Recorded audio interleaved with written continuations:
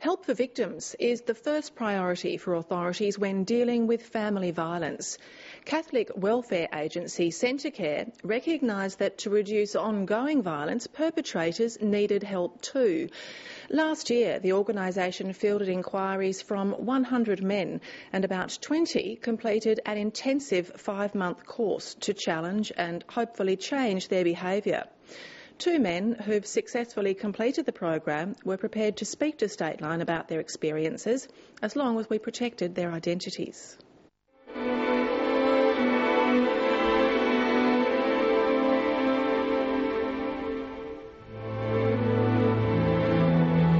Tasmania's groundbreaking and controversial Family Violence Act was launched 6 years ago by an emotional Attorney-General, Judy Jackson. It's too late to help those women. But I hope the package of reforms we're announcing today will help victims of family violence become survivors. As well as ensuring the safety of victims, one of the intentions of the legislation was to change the offending behaviour of those responsible for violence. Centrecare has been running a program with male perpetrators of domestic violence for almost 20 years, called Challenging Abusive Behaviours, or CAB.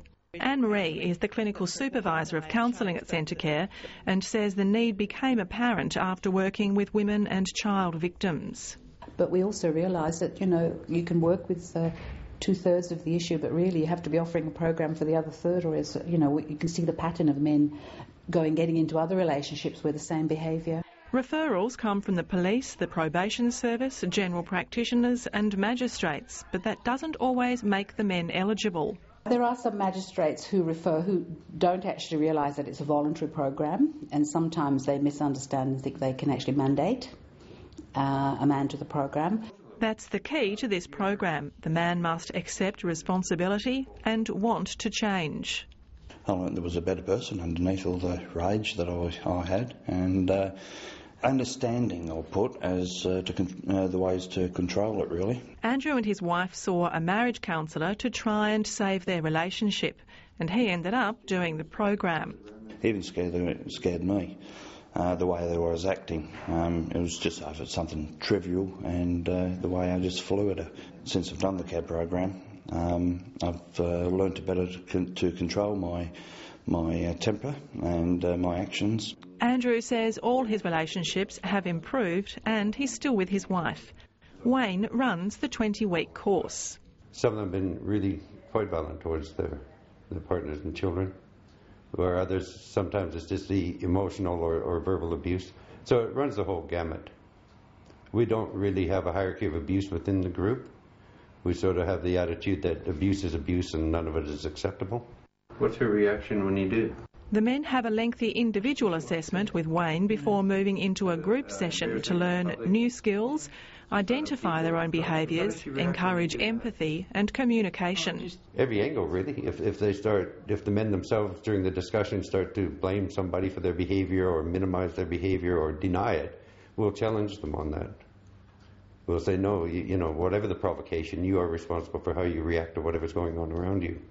So we just keep bringing it back to their responsibility within whatever's going on. As weeks progressed in the CAB program, I felt more comfortable speaking out and all that. And it was just all we could hear what other people's accomplishments were and what they were, and you could. I actually compared myself with some of them, and I thought, I'm pretty bad. I'm like that. If alcohol or drugs are an issue, would-be participants must first address them. There are some recurring themes. Probably the most common one would be that they themselves have grown up in a violent family where whenever they saw Dad get angry, he'd lash out, or he was a very dominant man. They never got any positive feedback or positive role models to base their own relationships on. Andrew cites a miserable adolescence as the catalyst.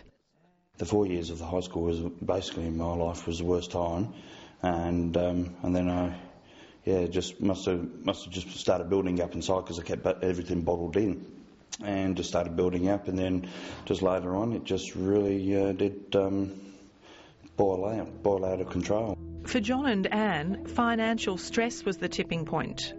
I just said, how did he go? Did he manage to get hold of some papers or whatever, and he simply just got up, was quiet and calm and walked around and started hitting me.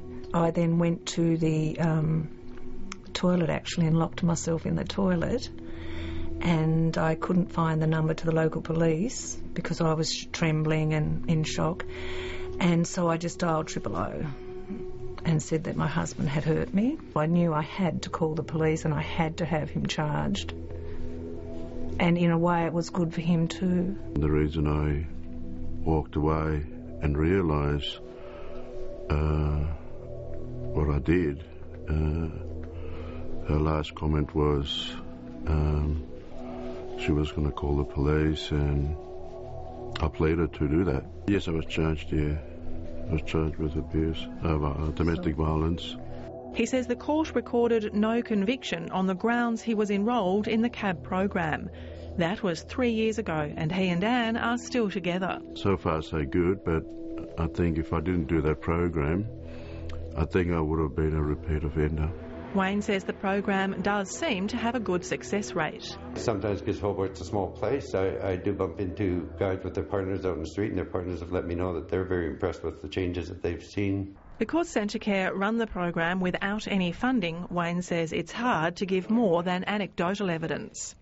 Kind of becomes a catch-22 because, you know, the research, the state government won't give us funding without research, and we can't do the research without funding. CAB is the only program for men run by a non-government organisation. An independent review of the Family Violence Act and Safe at Home Services was critical of the government's program. It found only a handful of family violence offender intervention programs have been provided. The government is considering rewriting the Family Violence Offender Intervention program to make it more effective.